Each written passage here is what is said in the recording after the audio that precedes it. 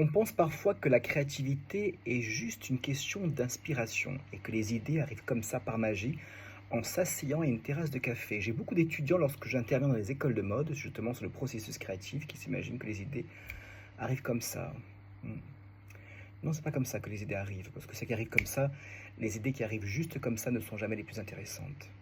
Ou alors, ce sont des flashs, et là c'est précis, et là, on a une histoire qu'on va construire.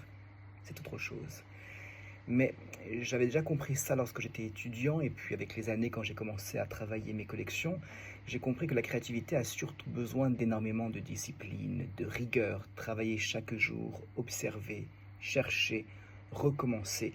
Alors, toute cette rigueur n'enlève absolument rien à la liberté du créateur. Au contraire, elle la rend possible.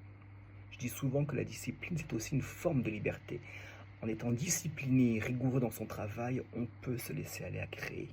Tout ça, discipline et rigueur, nous ouvre les portes pour une grande création, une grande créativité. Parce que, selon moi, une idée reste fragile tant qu'elle n'est pas développée et transformée par le travail.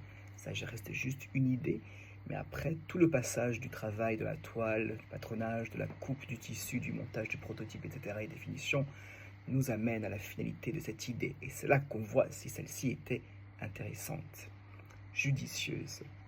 Donc la discipline, pour moi, c'est une forme de liberté qui permet de donner forme à tout ce que l'on imagine. Elle permet de donner vie à une vision.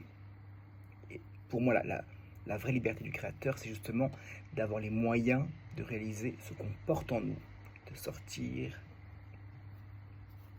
ce qui nous arrive comme ça, de les concrétiser et d'en faire des propositions de mode. Je vous dis à très bientôt pour la suite des aventures d'un créateur de mode à Paris. Bye bye.